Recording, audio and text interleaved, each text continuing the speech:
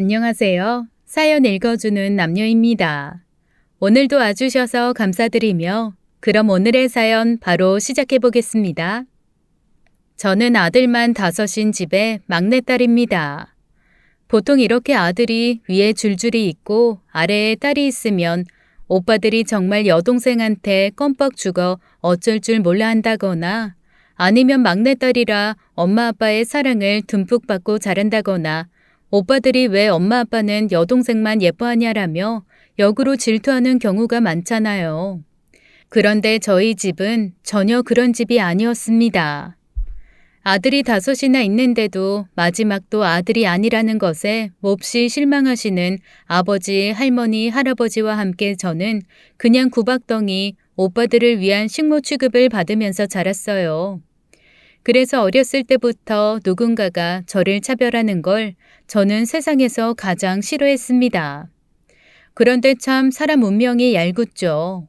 그렇게 싫어하는 차별을 시집 와서까지 당할지 누가 알았겠어요. 아니 저만 예뻐해주고 사랑해주는 남편 하나 믿고 딱 시집을 왔는데 아이고 저보다 10배쯤 잘난 동서가 저 결혼 2년 뒤에 떡하니 들어오는 겁니다. 솔직히 말하면 저도 그렇게 많이 못난 편은 아니라고 생각을 했었거든요. 그냥 적당한 회사 다니고 돈도 제가 쓸 만큼은 벌고 저희 친정 누구한테 손 벌릴 곳 아니고 비록 오빠들과 조금 차별을 하시기는 했지만 그래도 엄마 아빠가 아예 상식적으로 벗어나는 분은 아니어서 서운하기는 해도 서러운 삶은 아니었거든요.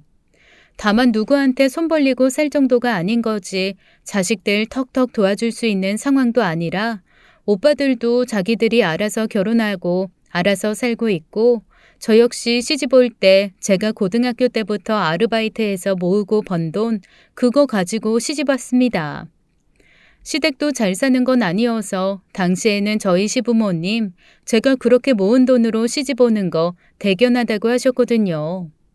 남편이 늦게 일자리를 구한 편이라 지금 사는 전셋집 자금 제가 아니면 어림도 없었으니까요. 오히려 초반에는 제가 집을 해온 게 되고 남편이 얹혀 사는 개념이어서 시부모님이 오히려 제게 미안하다고 하실 정도였습니다. 그런데 저희 시어머니 동서가 딱 들어오고 나니까 정말 태도가 180도 바뀌시더라고요. 저희 동서 인터넷으로 엄청 큰 화장품 사업을 하는 사람이었습니다. 일반적으로 백화점이나 가게에 들어가는 화장품 브랜드만 아시던 부모님이 동서가 딱 한 번 저희 집 근처에 있는 백화점에서 팝업 스토어를 한 적이 있었거든요. 그때 시부모님이 너무나 놀라서 입을 떡 벌리시더라고요. 그냥 인터넷으로 소소하게 아무도 모르는 그런 화장품 파는 줄 알았다가 백화점에 딱 팝업 스토어 오픈하자마자 사람들이 몇백 명씩 줄을 서서 사고 대표님 너무 예뻐요, 대표님 존경해요 이러면서 서로 사진 찍으려고 달려드니 평생 그런 세상 모르고 사셨던 부모님 입장에서는 아마 저희 동서 연예인처럼 우러러 보였을 겁니다. 아니나 다를까 그날부터 저희 시댁은 모든 일이 동서를 중심으로 돌아가기 시작했어요. 저 그래도 나름 예쁨 받고 사랑받는 첫째 며느리였는데 동서가 그렇게 한번 팝업 스토어 열고 부모님 초청한 이후부터는 저는 완전히 찬밥도 그런 찬밥이 없을 정도로 홀대받기 시작했습니다. 아니 찬밥이라면 물에라도 말아먹겠죠. 찬밥도 아니고 완전히 쉰밥 취급을 받기 시작했어요. 게다가 남편도 무슨 바람이 불었는지 은근히 저를 무시하기 시작하더라고요.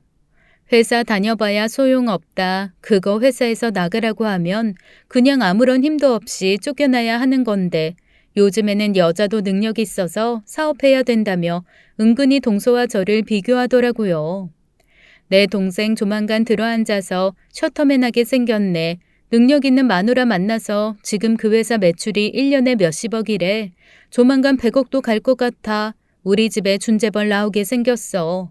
아니 묻지도 않은 말을 연불처럼 매일 읊조리면서 얼마나 제 속을 득득 긁던지요. 오빠 5에 달달 볶이면서 차별당하던 건 정말 일도 아니게 차별을 받기 시작했습니다. 어느새 저와 동서는 시댁에서 위치도 달라지더라고요. 제가 처음에 동서 결혼하고 첫 명절 때 전 부치는 재료 앞에다가 놔주면서 계란물만 좀 묻혀달라고 했거든요. 그랬더니 어머님이 얼굴이 시뻘개져서 뛰어오면서 아니 얘는 자기가 모델도 해야 되고 자기가 파는 좋은 화장품 홍보도 해야 되는 앤데 혹시 기름일 하다가 손에 튀거나 잘못돼서 흉터라도 지면 어쩌냐고 저한테 화를 내시는 겁니다. 저는 무슨 변호사가 대신 대변해 주는 줄 알았어요. 그래서 제가 아니 계란물만 묻히는 건데 기름 튈 일이 뭐 있냐고 했더니 세상 듣도 보도 못한 계란물 많이 묻히면 손이 거칠어진다는 얘기를 하시는 겁니다. 정말 세상에 태어나서 처음 들어본 궤변이었죠. 그런데 동서가 참 얄밉게도 아우 어머님 그렇게 배려해 주셔서 감사해요 라고 애교를 부리면서 글쎄 이러는 겁니다. 이번에 저희 완전 비싼 라인 신제품 나오는데 당연히 드려야겠지만 우리 어머님 제가 2배로 챙겨드릴게요. 아니다. 어머님 혹시 선물하고 싶은 친구들 있으면 그 친구분들 리스트 좀 주세요. 제가 어머님 성함 딱 넣어서 아주 고급스럽게 포장해서 선물로 보낼게요. 며느리 좋은 게 뭐예요. 이럴 때 어머님 기도 좀 살고 친구들한테 인심도 쓰고 그러시는 거죠. 아 맞다. 저희 이번에 건강기능식품도 런칭할 거거든요. 어머님 아버님 연세에 드시면 너무너무 좋은 효소니까 2분 선물하고 싶은 사람 리스트 다 주세요. 제가 그것도 싹 보내드릴게요. 어머님 아버님 잘 부탁드린다고 손편지 넣어도 되죠? 그건 제 마음. 딱 그러면서 어머님 팔짱을 끼는 거 있죠? 그랬더니 시어머니 입이 귀에 걸리면서 역시 능력있고 사업하는 며느리를 만나니 선물 스케일도 달라진다며 저만 빼고 어찌나 호호호 즐거우신지 결국 그날 앉아서 저는 혼자 전을 다 부치고 동서는 곱게 앉아 제가 깎아다 준 과일 먹으며 어머니 아버지 앞에서 그냥 놀기만 했다니까요. 더 열받은 건 나중에 남편한테 딱 한마디 투덜거렸다가 본전도 못 찾고 구박받은 겁니다. 글쎄 남편이 저한테 뭐라 그러는 줄 아세요? 억울하면 저도 기초자금 모아서 사업하래요. 그러면서 뒤에 한마디 붙이는 겁니다. 하긴 넌 하려고 해도 못하긴 하겠다. 사업도 아무나 하냐? 다 능력 있고 뭐 그래도 보고 배운 거 있고 그래야 사업을 하지. 장인어른 평생 마이너스 손이었다며 뭐만 하면 망하시는 분. 에휴 그래. 넌 그냥 남의 돈 받으면서 직장이나 다녀. 아니 사람이 어쩌면 같은 상황을 가지고도 이렇게 확 변할 수가 있나요? 그 전에 제가 친정아빠가 이런저런 사업하다가 다 말아먹고 지금 하고 계신 마지막 사업은 그래서 크게 안 키우고 안정적으로 하시고 있다 이런 얘기를 할 때 남편이 그랬었거든요. 사람이 한번 실패하면 그걸로 무너지게 되어 있는데 저희 아빠 참 훌륭하시다고요. 그래도 가족들 위해 포기하지 않고 끝까지 버티며 일하시는 거 너무 존경스러운 부분이라고요. 그러면서 사람이 한번 사업의 맛을 느끼면 자꾸 확장하고 싶은 욕심을 이기는 것이 가장 힘든 건데 그거 이겨내고 이렇게 현상 유지 충실하게 하시는 거 참 대단하다며 저한테 그런 아빠 자랑스러워 하라고 했었거든요.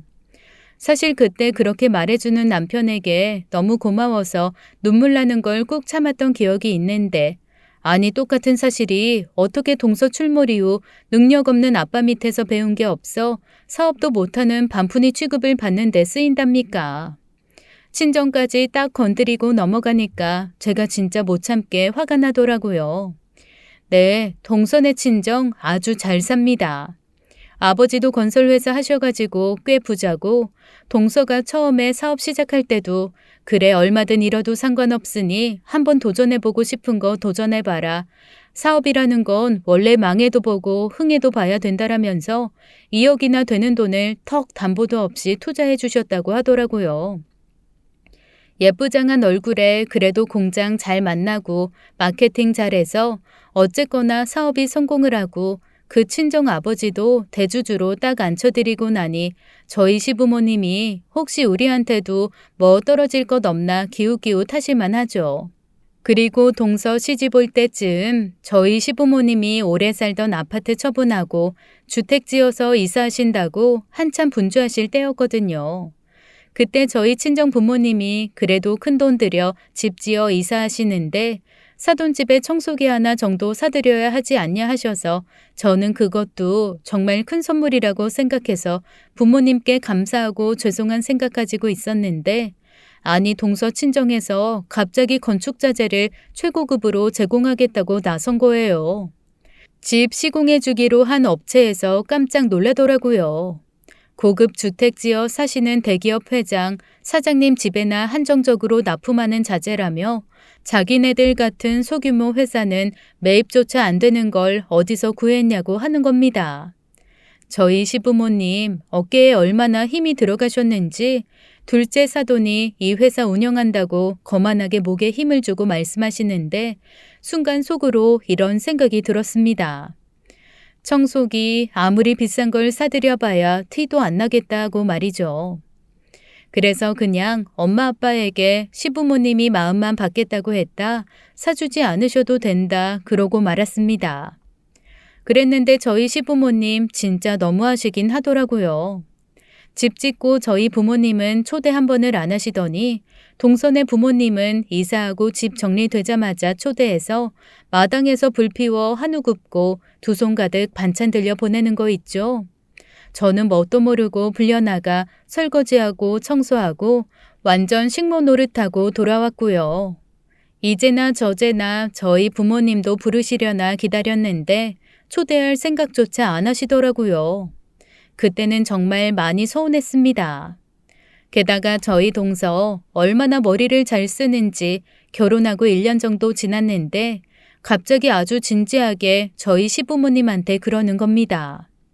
두 분 회사에 감사 이사 이런 직함을 드릴 테니 혹시 회사에 작게라도 투자하실 생각 있냐고 말이죠.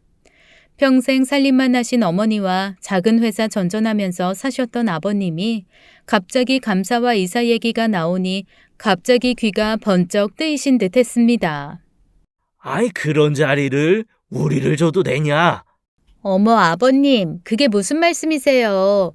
이제 우리 가족이잖아요. 제 회사가 곧 아버님 회사고 어머님 회사죠. 그런데 말로만 아버님 회사, 어머님 회사라고 하는 거 너무 뻔세 없으니까 두 분 그래도 서류상으로 저희 회사에 발 하나씩 담그시는 거 좋지 않겠어요? 저희 조만간 해외에 지사도 만들고 전국 각지의 매장도 많이 늘릴 거예요. 작년에 주식회사로 전환해서 투자하시면 보유한 주식에 따라서 배당금도 나오고요. 주식 오르면 아마 그것만으로도 생활비 되실걸요? 어머님, 아버님, 저랑 같이 경영한다 생각하시고 투자해 주시면 돼요. 어머, 그러면 당연히 투자해야지. 평생 월급 쪼가리만 믿고 살다가 이런 기회 줘서 너무 고맙다. 네가 귀인이다, 귀인이야. 동서의 말에 홀딱 넘어간 저희 어머님, 아버님은 그때부터 없는 재산 득득 긁어모으기 시작하셨습니다. 근데 저는 뭔가 느낌이 이상한 거예요. 사실 저희 오빠 5 중에 3명이 사업하거든요. 2명은 얌전히 회사 다니고요. 그런데 저희 아버지도 계속 사업했다가 망했다가 하신 분이잖아요. 제가 직접 회사 경영을 하지는 않았어도 집에 있는 남자 6이 앉으면 사업 얘기, 회사 운영하는 얘기를 해댄 세월이 10수년입니다. 친정에서 보고 들은 게 사업하면서 가족들 끌어들이면 안 된다, 함부로 서류에 사인하면 안 된다 이런 말들이었는데 아무리 잘 나가는 사업이라지만 그렇게 부모님한테 한 자리를 준다는 게 저는 정말 이해가 되지 않았어요. 그런데 제 멍청하고 어리석은 남편은 나중에 집에 와서 그게 서운한지 안달복달 아주 몸서리를 치더라고요. 그러면서 애꿎은 자기 남동생 원망까지 하는 겁니다. 아니 어머님 아버지에게 그렇게 한 자리 줄 거면 형인 자기한테도 말이라도 해봐야 되는 거 아니냐. 그러면 내가 이 집을 담보로 해서라도 돈을 뽑아 좀 넣을 텐데라고 하길래 제가 정말 정색을 하고 덤볐습니다. 이 집에 들어간 전세금 내 피땀 눈물로 모은 돈이고 그 무엇으로도 담보대출 안 받을 거고 동서 회사랑 일도 관련 없이 살 거니까 그렇게 알라고 말했죠. 그랬더니 남편이 저를 엄청 한심하게 보면서 혀를 차더라고요. 그러면서 저한테 이러는 거 있죠. 네가 그래서 평생 푼돈 월급쟁이하고 사는 거야. 사람이 뭔가 도전하는 마음도 있고 시도를 해보겠다는 마음도 있어야 큰 돈을 벌지. 그렇게 몸살이고 기회가 와도 찾지를 못하니 네가 큰 돈을 벌겠냐?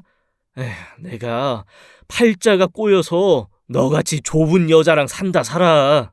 저 사실 연애하면서도 그리고 결혼 생활하면서 남편이랑 싸워본 적이 없거든요. 그런데 저희 둘 사이에 일도 아니고 동서 때문에 남편한테 평생 들어본 적 없을 거라 생각한 비난의 말도 듣고 이렇게 수시로 싸우게 되니까 정말 너무너무 속이 상하더라고요. 속에서 자꾸만 천불이 솟았습니다. 게다가 동서도 참 은근히 저를 득득 긁었어요. 한 번은 저한테 따로 만나자고 해서 저를 불러내더니 자기 백화점 팝업 스토어로 데리고 가는 거예요. 동서가 저를 데리고 간 곳은 동네 백화점이 아니라 1시간 정도 떨어진 곳 팝업 스토어였습니다.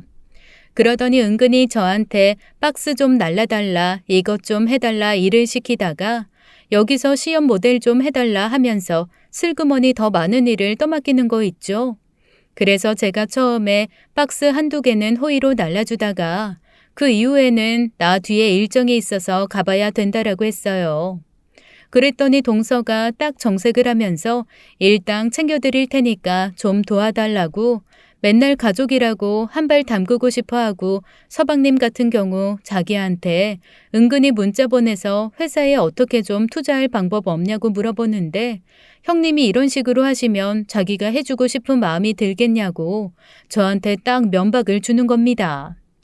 그런데 주변에 둘러있던 직원들이 저를 위아래로 훑어보면서 정말 무슨 넉마주의가 구걸하러 온 것처럼 쳐다보고 있는 거예요. 너무너무 자존심 상하고 싫더라고요. 그래서 그거는 남편이 알아서 할 문제고 나는 상관없다. 나는 그냥 오늘 뒤에 약속이 있어서 가봐야겠다고 했습니다. 그리고 혹시 이게 목적이었으면 그냥 다른 사람 구해보라고 말하고 휙 돌아서서 나와버렸어요. 그런데 정말 집에 들어가기 싫은 거예요. 계속 남편한테는 무슨 소리를 들었는지 전화가 오고 시부모님도 전화가 오기 시작하더라고요. 너무너무 속상한 마음에 그래도 찾아갈 곳은 친정밖에 없다는 게 짜증이 났지만 친정으로 발걸음을 옮겼습니다. 엄마가 너무 깜짝 놀라면서 아니 대체 갑자기 무슨 일이냐고 어떻게 연락도 없이 여기를 왔냐라고 하시더라고요. 그래서 입을 대빨 내밀고 말 안 하다가 투덜거리면서 이런저런 일이 있었다라고 했는데 세상에 엄마는 엄마더라고요. 평생 오빠들이랑 저 차별하면서 오빠들만 예뻐해줘서 저는 그냥 주워온 자식인가 보다 내가 무슨 일을 당하고 우리 엄마는 상관도 안 하겠지라고 생각했는데 아니 엄마가 갑자기 미친년이라면서 동서욕을 한 바가지 하시는 거예요. 그러면서 네 시부모들 눈이 쪽째지고 납작한 쪽제비 눈인 거 보고 자기가 상견례 할 때부터 속 좁게 그런 짓 할 줄 알았다나요? 시부모님 인상까지 들먹이면서 있는 대로 흥분을 하시더라고요. 오히려 당황한 건 저였습니다. 사실 그동안 시댁에서 차별당하거나 속상한 얘기 굳이 친정에 안 했던 건 해봐야 제 편 들어줄 것 같지도 않고 해서였거든요. 그런데 엄마가 이렇게 펄펄 뛰니까 사람 마음이 희한하대요. 누구 하나 기댈 구석이 되어주니 해결점이 생기지 않아도 마음이 풀리는 것이 그새 위로가 되었습니다. 아니 엄마 이럴 것까진 없어. 왜 이래 엄마답지 않게. 좋으면서도 좀 당황해서 엄마를 말렸는데 엄마는 화를 그칠 생각이 없더라고요. 너무 화가 난다며 대체 뭐 얼마나 잘난 여자길래 내 딸을 그런 식으로 취급하냐며 성질을 버럭버럭 내는 겁니다. 그래서 사실 저는 속으로 엄마도 잘할 때 나 그렇게 취급했잖아. 엄마가 그렇게 취급해서 내가 어디 시집 가서도 그런 취급받고 사나 보지 라는 말이 튀어나올 뻔했지만 그래도 태어나서 처음으로 엄마가 제 편을 들어준다는 거에 살짝 감동한 상태기도 했고 더 이상 말을 보태면 안 될 것 같아서 아무 말도 안 하고 엄마에게 흥분하지 마라 고맙다라고만 하고 일단 넘겼습니다. 그리고 쉬라고 방으로 저를 들여보내는 엄마 등살에 그냥 방에 들어가서 저도 모르게 잠들어 버렸어요. 그런데 제가 자는 동안 엄마가 그 얘기를 저희 오빠한테 했나 봐요. 오빠랑 새언니들한테 돌아가면서 전화가 오는 거예요. 그러면서 기죽지 말라고 그래도 우리 곁에 네가 있다고 그렇게 위로를 하는데 기분이 묘했습니다. 평생 쓸데없을 줄 알았던 형제들이 그래도 든든하게 제 뒤에 자리매김해주고 있는 것 같아서 조금 기분이 풀리더라고요. 비록 그 사람들이 저한테 직접적으로 도움이 되거나 저희 시부모님한테 뭐라고 해줄 건 아니었지만 그래도 저한테 그렇게 위로를 하고 그런 말을 해준다는 것 자체가 저한테는 근본적인 마음의 위안이었으니까요. 그리고 친정에서 나름 힐링을 하고 집에 돌아왔는데 아이고 집에 복병이 기다리고 있더라고요. 시어머니랑 남편이 도끼 눈을 하고 저를 기다리고 있는 겁니다. 저를 보자마자 시어머니는 대뜸 아니 너는 사업한다는 동서가 일당까지 챙겨준다고 집에서 놀고 있는 너 배려한다고 그렇게 데리고 나갔는데 그거를 그런 식으로 받아치고 왔냐? 그것 때문에 네 동서가 직원들 앞에서 위신 깎이고 너무 민망해하면서 도와주는 사람도 없이 지 혼자 일 다 했다고 하더라. 하고 싫은 소리부터 하시더라고요. 그러면서 네 남편한테 돈 보냈대 그러는 겁니다. 그래서 제가 너무나 당황해서 남편한테 네가 대체 무슨 돈을 받았냐라고 했더니 글쎄 동서가 남편한테 전화해서 울먹거리며 이랬다는 겁니다.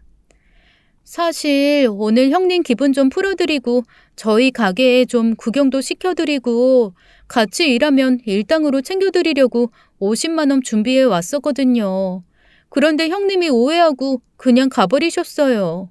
그 마음에 위로가 안 되겠지만 일당 50이라도 전해드리고 형님 기분 푸시라고 해주세요. 글쎄 그렇게 말하면서 남편한테 50만 원을 보냈다는 거 있죠.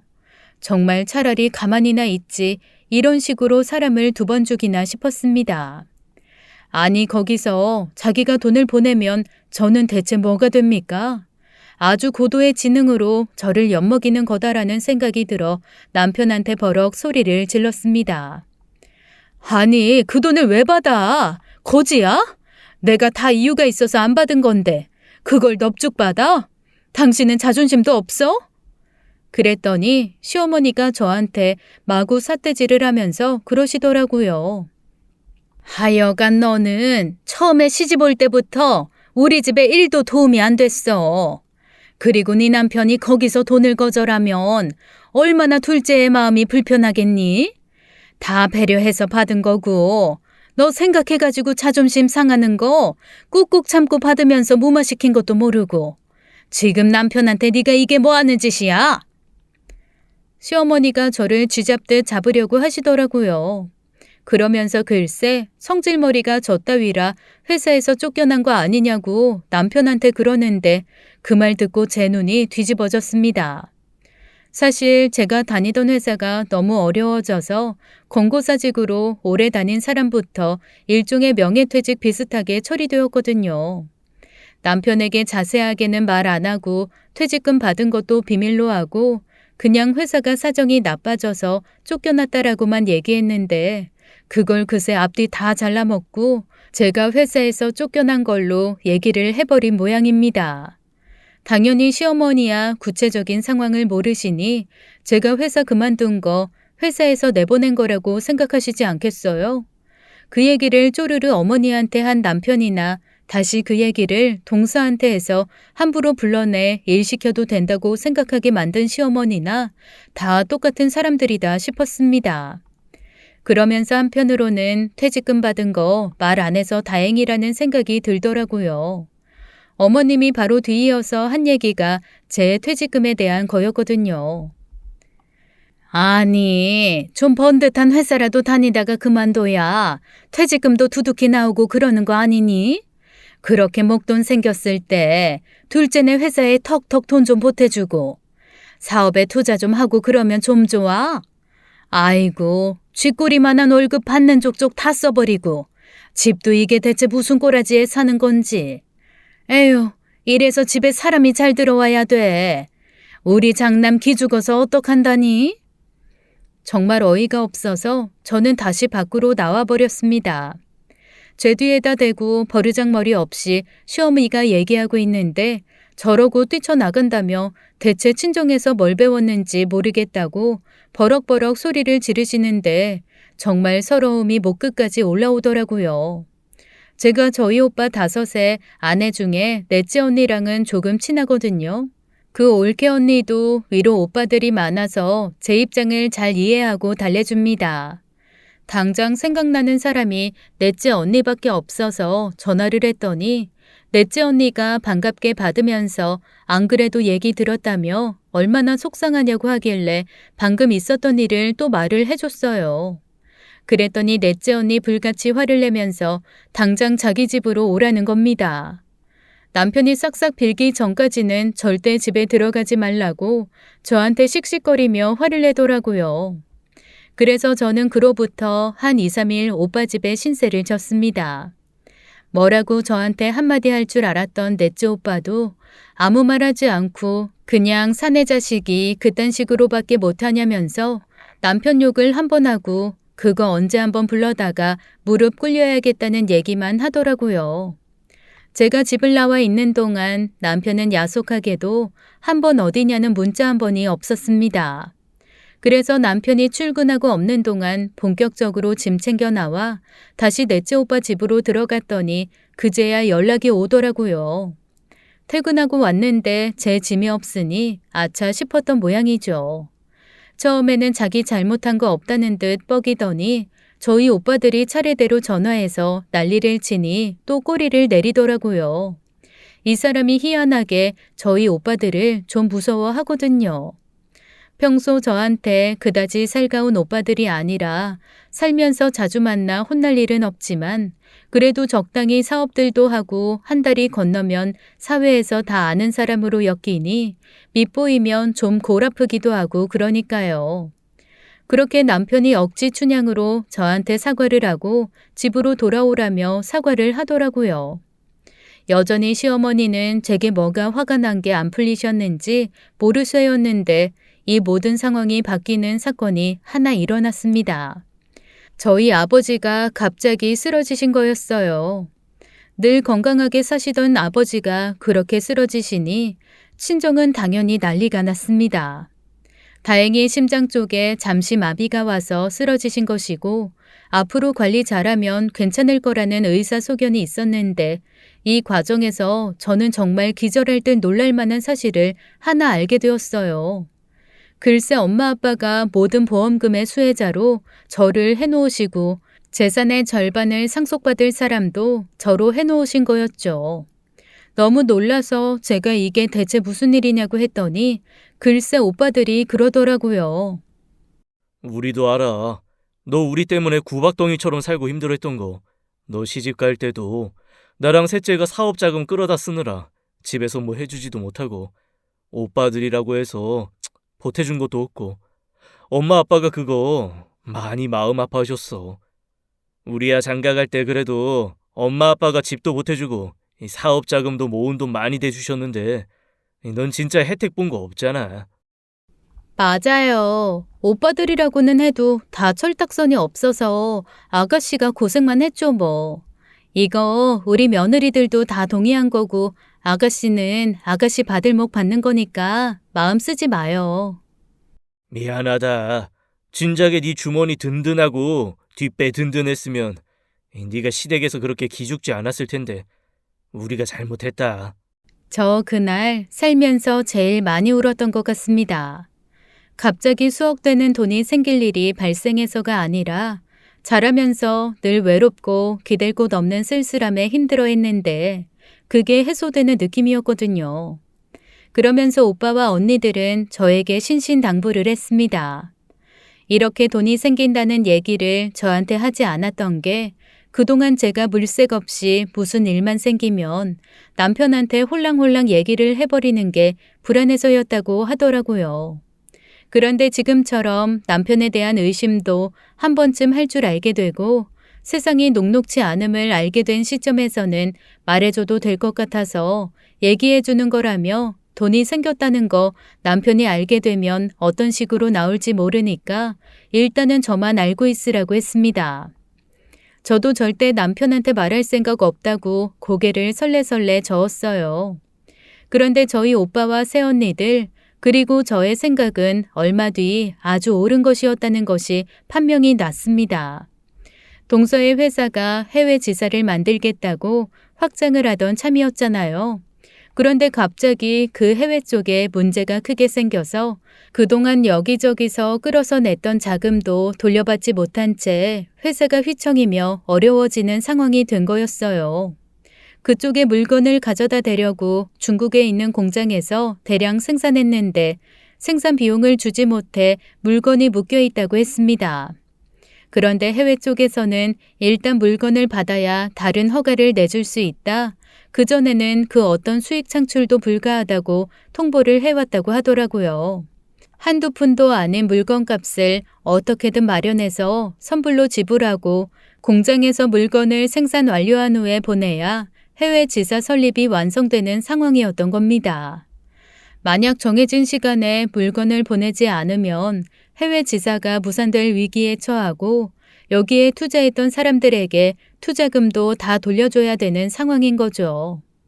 게다가 그쯤 소셜미디어에서는 동선의 회사 제품에 대한 안 좋은 얘기가 조금씩 나오기 시작하더라고요. 조금 규모 있게 진행을 했으면 모르겠는데 동서가 확실하다고 굳게 믿고 많은 일을 좀 무리스럽게 일을 진행시켰던 모양이에요. 항상 물 들어올 때 노져야 된다며 돈 벌 수 있을 때 크게 투자해서 크게 땡기는 게 사업이라고 뻐기더니 결국 한풀 꺾이는 때가 오더라고요. 그러거나 말거나 저는 상관없다 하고 가만히 있었죠. 그런데 갑자기 시어머니가 저한테 전화를 해선 그러시는 거예요. 그동안 저한테 통 연락 없으시고 동서랑 붙어 다니면서 여기저기 동서 자랑하느라 바빠서 연락도 안 하던 분이 능력 없는 큰며느리한테 왜 전화를 하셨나 싶어서 퉁명스럽게 받았습니다. 그랬더니 대뜸 저한테 그러시는 거예요. 저희 집 전세금 빼가지고 동서 회사를 도와주라고요. 저는 처음에 제 귀를 의심했습니다. 아니 대체 제가 동서한테 무슨 빚이 있어서 제 전세금까지 빼서 동서를 도와줘야 되냐고 저는 그럴 생각이 없다고 했죠. 그랬더니 시어머니가 하시는 말씀이 아주 가관이더라고요.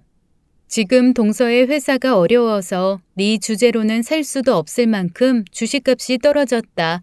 이렇게 쌀 때 투자해서 주식 좀 많이 사놓고 나면 나중에 올랐을 때 네가 얼마나 이익이겠냐. 이거 가족이니까 알 수 있는 정보지 남들은 알지도 못해 투자도 못한다며 이렇게 좋은 기회를 차버리는 바보 멍청이 취급을 하시는 겁니다. 아니 제가 정말 바보인 줄 아시는 걸까요? 누구나 아는 대기업도 아니고 고작 인터넷에서 화장품 몇 개 팔면서 큰 회사 제가 뭘 믿고 지금 상황 안 좋은 거 뻔히 알면서 투자를 하겠어요. 잘 나갈 때도 안 하던 투자 망해간다는 소문 자자한데 할 리가 없잖아요.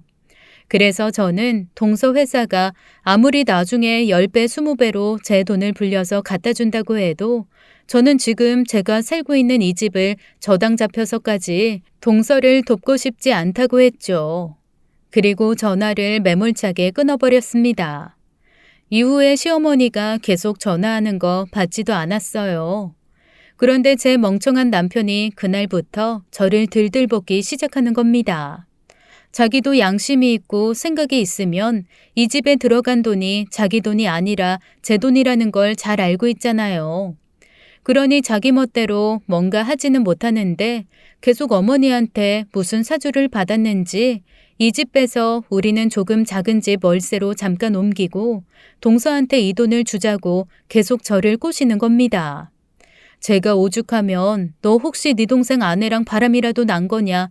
대체 왜 그렇게 그 여자 잘 되게 해주려고 목숨을 거냐 그랬더니 또 저한테 쓸데없는 의심에 더러운 생각한다고 펄펄 뛰면서 저 같은 여자랑 못 살겠다며 막 소리소리를 지르더라고요. 그래서 저도 그랬죠. 나도 너 같은 놈이랑 못 산다. 그럼 우리 이쯤에서 갈라서자. 대신 집은 내가 해왔으니 이건 내 거다라고 했더니 남편이 그제서야 우물쭈물하며 꼬리를 내리는 겁니다. 결혼해서 사는 동안 남편이 가게에 기여한 거 거의 없거든요. 쥐꼬리만한 월급 저랑 비슷비슷하게 받아서 저랑 같이 똑같이 나눠내며 살림하는 데 썼고 오히려 저 몰래 시댁에 돈 갖다 주고 살림 사준 거 다 알고 있습니다. 게다가 전셋집 명의는 제 거니까 만약에 이혼을 한다고 해도 일부 나눠주기만 하지 거의 대부분 재산 분할 안 해줘도 되는 상황이기 때문에 남편으로서는 큰 손해고 저로서는 사실 그 정도 재산 분할해서 떼주고 그 돈으로 제 인생 구제했다고 생각하면 나쁘지 않다라고 생각할 만한 금액이거든요. 그런 생각을 하니 남편에게 기죽지 않고 이혼하라는 말을 신나게 지를 수 있었습니다.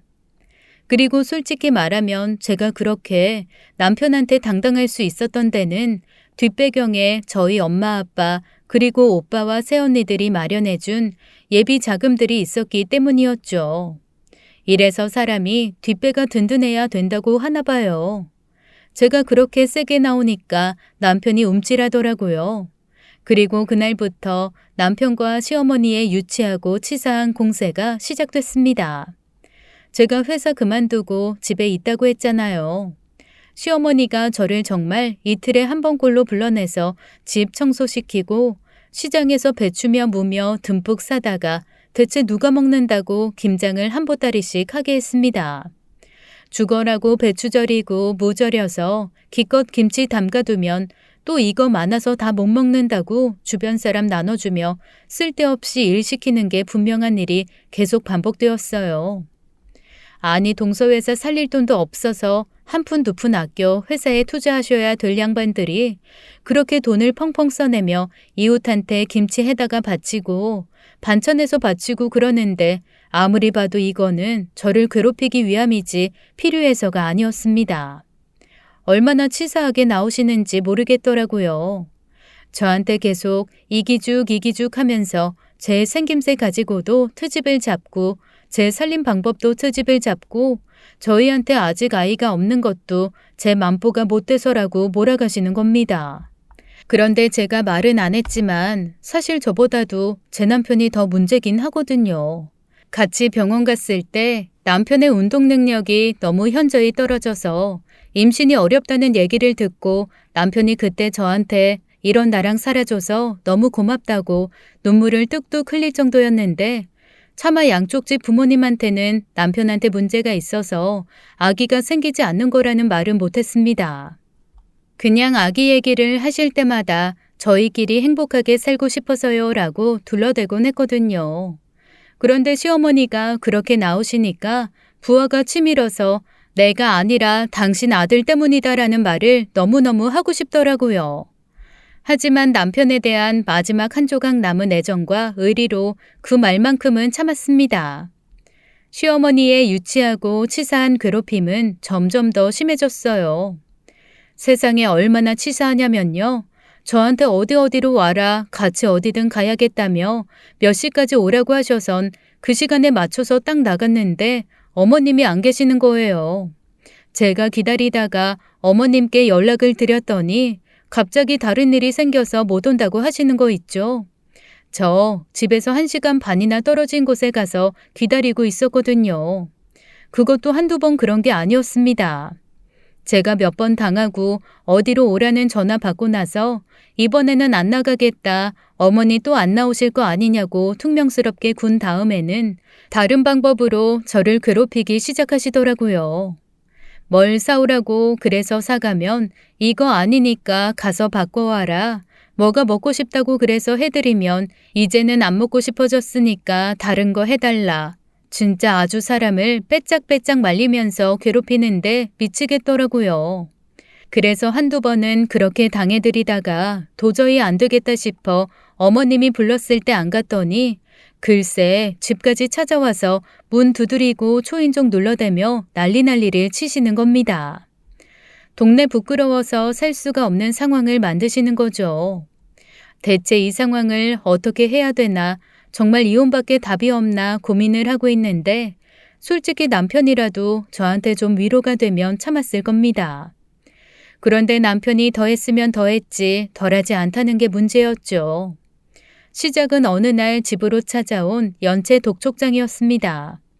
아니 이게 뭐야 싶어가지고 자세히 읽어보니까 세상에 카드 현금 서비스며 단기 대출, 장기 대출, 받을 수 있는 대출이란 대출은 다 받아서 동서 회사에 갖다 꽂은 거 있죠? 그 돈만 해도 벌써 4천만 원이 넘었습니다. 제가 펄펄 뛰고 난리를 치니 이 돈만 투자하면 나중에 10배, 20배로 돌려받을 텐데 이게 다 투자라며 오히려 뻔뻔하게 나오더라고요. 그리고 오히려 저한테 진작에 자기가 그러자고 했을 때 집 빼서 돈 해줬으면 이런 식으로 고이율 카드 대출까지 받지 않아도 되지 않았냐라며 적반하장으로 소리를 지르는 겁니다. 그날 정말 남편이랑 엄청 크게 싸우고 남편을 대문 밖으로 밀어내버렸습니다. 그렇게 쫓아내고 대문 잠그고 위에 있는 걸고리까지 단단히 걸어버린 채 절대 문을 열어주지 않았죠. 맨몸으로 쫓겨난 남편이 어딜 갔겠어요. 결국 시댁으로 갔겠죠. 시어머니랑 시아버지가 쌍으로 난리가 났지만 저는 모르쇠로 일관했어요. 그런데 동서 회사가 겉으로만 그렇게 번지르르 하고 컸지 사실 속으로 문제가 많았던 모양이더라고요. 워낙 유명하게 인플루언서 회사로 장사를 했던 곳이다 보니 점점 소비자 쪽에서부터 불만이 터져나오는 게 인터넷에 심심치 않게 눈에 띄었습니다. 건강기능식품 함량 부분을 속인 것 같다라는 얘기서부터 시작해서 곰팡이가 있는 제품을 내보내놓고 고객이 보관을 잘못해서 그런 거라고 했다는 얘기, 생각한 것보다 너무 품질이 별로인데 홍보 마케팅을 잘한 것 같다라는 얘기까지 처음에 조금씩 보이던 컴플레인들이 점점 구체화되면서 불매 운동까지 일어날 정도로 일파만파 커졌습니다. 그런데 인터넷으로 파는 상품들 같은 경우는 입소문이 엄청 중요하잖아요. 그동안 어떻게 유지를 해왔던 건지 몰라도 하루아침에 안 좋은 이야기들로 도배가 되기 시작하면서 찬양 일색이던 동서회사, 동서라는 사람 자체를 비난하는 사람들까지 생겼습니다. 그동안 소리내지 않고 있던 불만 세력들이 우후죽순처럼 터져나왔다고나 할까요? 아마 제 생각에는 돈을 쓰면서 좋은 소문을 억지로 만들어서 퍼뜨렸던 것 같은데 정작 제품이 그만큼 좋지가 않으니 여기저기에서 진실의 목소리가 나오기 시작한 게 아닌가 싶더라고요. 저 역시도 솔직히 어머님이 적선하듯 주신 동선의 회사 화장품이랑 건강기능식품 발라보고 먹어봤거든요. 그런데 화장품은 바를수록 뾰루지 같은 게 자꾸 나고 건기식은 먹으니까 위가 좀 불편해서 둘 다 쓰다가 말았습니다. 어머님이 너무 좋지 않냐고 계속 물어보시는데 괜히 저한테는 안 맞는다고 하면 애가 촌스러워서 그런 것도 제대로 못 즐긴다고 또 구박을 들을까봐 그냥 좋더라, 잘 맞더라 하고 말았거든요. 그런데 저 같은 사람이 한둘이 아니었던 모양이더라고요. 이쯤 되면 회생이 불가능하겠다 싶은 생각이 문외한인 저한테도 들기 시작했는데 시댁 식구들은 전혀 그런 기미를 눈치채지 못한 듯 했습니다. 아니면 알면서도 모르는 척 쉬쉬하는 것일 수도 있겠죠. 돈 몇 억만 구해서 사업을 다시 일으키고 나면 제대로 제자리를 찾아서 다시 예전처럼 떵떵거리면서 사업하는 회장님, 사장님, 감사, 총무 그런 자리에 앉을 거라고 생각을 여전히 버리지 못하고 있었어요. 그러거나 말거나 저는 아무 관심도 갖지 않았습니다. 오히려 남편 없이 지내는 게 편해서 이대로 살아볼까 하고 있는데 남편을 쫓아내고 며칠 뒤 시어머니가 제게 문자를 하시더라고요. 그런데 예전처럼 저를 비난하면서 이상한 소리 하시는 문자가 아니라 네 남편도 반성하고 있는 것 같다. 그래도 부부가 그렇게 떨어져 있고 남편을 그렇게 매몰차게 밖으로 내쫓으면 어떡하냐? 내일이라도 와서 같이 밥 먹고 데리고 가라고 하시는 겁니다. 그래서 제가 웬일이야? 이런 말씀도 하실 줄 아네? 라는 생각이 들어서 그제야 남편에게 전화를 했죠. 그랬더니 아니나 다를까 남편이 잔뜩 기죽은 목소리로 제 전화를 받아서는 그동안 미안했다, 내가 잘못했다, 다시는 너한테 그런 짓 하지 않으마라고 사과를 하더라고요. 이제야 정신을 차렸나 싶어서 시어머니 말대로 가서 밥 먹고 같이 집으로 오는 걸로 얘기를 마무리했어요. 그렇게 시댁에 갔는데 갑자기 시어머니가 진수성찬을 차려서 제 앞에 놔주시면서 어머니 아버지의 건강 상태를 묻는 겁니다. 그래서 제 엄마 아빠 건강 상태를 이 사람들이 왜 물어볼까 싶어서 그냥 두 분 다 건강하시다. 얼마 전에 아버지가 쓰러지셔서 좀 깜짝 놀랐는데 이제는 괜찮으실 것 같다라는 얘기를 했습니다. 그랬더니 어머님이 갑자기 그래도 노인들은 언제 어떻게 될지 모르는데 잘 살펴드리라고 하시는 거예요. 뭔가 좀 이상했습니다. 그래서 제가 저희 친정 식구들이 모두 모여있는 단체 채팅방에서 혹시 제 남편이나 시어머니한테 무슨 얘기 한 사람 있냐고 캐물었죠. 그랬더니 물색 없는 우리 다섯째 오빠가 머뭇머뭇하면서 저한테 전화를 하더라고요. 아마도 다른 일 때문에 제 남편이랑 아마 통화할 일이 있었나 봐요. 그런데 제 안부를 서로 얘기하는 와중에 제 남편이 평소 동갑내기라서 친했던 다섯째 오빠한테 이래저래 해서 좀 투자를 하자고 했더니 제가 버럭버럭 화를 내면서 자기를 내쫓았다라는 얘기를 한 모양이었어요. 자기 깐에는 다섯째 오빠가 편을 좀 들어줬으면 하고 했던 말인 듯 했습니다. 여전히 다리 펴고 누울 자리 모르는 바보 같은 남편이 할 짓이었는데 저희 다섯째 오빠가 그 바보한테 넘어가서 더 바보 같은 짓을 했더라고요. 글쎄 다섯째 오빠가 남편한테 타이른답시고 너 걔 비위 건드리지 마라. 우리 집에서 재산이며 보험금이며 저한테 다 밀어주고 있다는 얘기를 한 겁니다. 오빠 깐에는 친정 식구가 이렇게 든든히 버티고 있으니 까불지 말라는 개념으로 했다는데 그게 어디 그렇게 받아들일 위인인가요? 제 남편이. 거몰라서 그러는데 걔 뒷배 든든한 애야. 너 걔 기분 상하게 하면 노년에 국물도 없이 맨몸으로 쫓겨난다. 그러니까 장인 장모님이 보험 수혜자며 재산 상속자를 제 와이프로 해놨다고요? 아, 그동안 우리 다섯 형제 때문에 이리 치이고 저리 치이고 사실 내 동생 따지고 보면 불쌍하게 살았잖냐.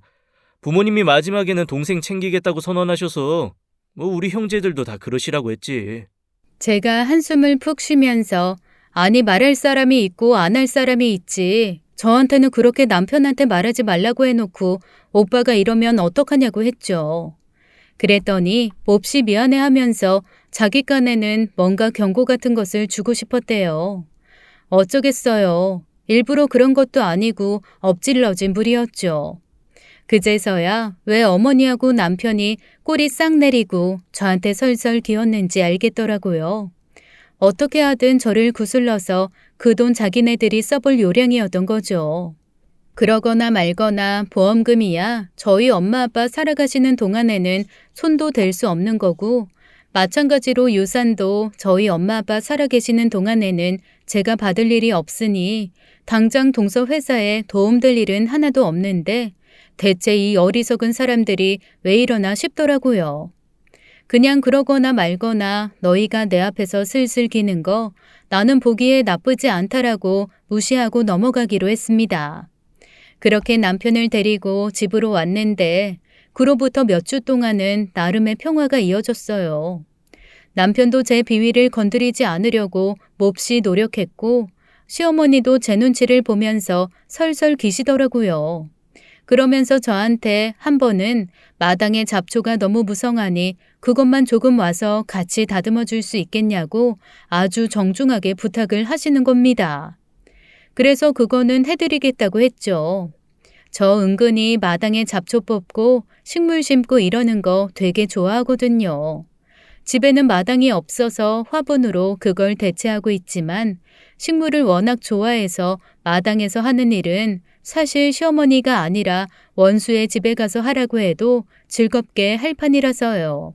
그래서 저한테 있는 정정가위며 삽이며 그런 것들을 골고루 챙겨서 시댁에 갔습니다. 마당 한 구석에서 차분차분 꽃까지 다듬으면서 마음을 다스리고 있는데 제가 예전에 다알리아 구근을 심어뒀던 자리가 있었거든요. 거기에 빼쪽하니 싹이 나온 거예요. 구근만 심어두고 까맣게 잊어먹고 있었는데 싹이 난 게 너무 예뻐서 조금 흙을 더 두어 꽃이 예쁘게 피게 다듬어줘야겠다 싶어 다가갔습니다. 그런데 자세히 보니까 다알리아 구근의 싹이 아니라 뭔가 천조각 같은 것들이 밖에 튀어나와 있는 거더라고요. 마당에 대체 천조각에 묻혀 있을 일이 뭐가 있지라는 생각에 파서 한번 꺼내보았습니다. 그랬더니 노랗고 빨간 천에 뭔가가 똘똘 쌓여가지고 나오더라고요. 대체 이게 뭔가 싶어서 펴봤습니다. 노란색 종이에 빨간 글씨가 잔뜩 적혀 있는 게 부적 같았어요. 그런데 충격적인 것은 그 뒷면이었습니다. 뒷면에 글쎄 저희 엄마 아빠의 이름과 생년월일이 적혀 있는 거예요. 순간 너무 소름이 돋았습니다. 저희 엄마 아빠 한자 이름 정도를 제가 모르지는 않고 생일을 모르지는 않잖아요. 그래서 너무 무서워서 대체 이게 뭘까 싶어 일단 사진을 찍었죠. 사진을 찍고 제가 평소에 이것저것 많이 물어보는 커뮤니티에 올렸습니다. 저희 시댁 앞마당에서 이런 걸 발견했는데 이게 대체 뭘까요?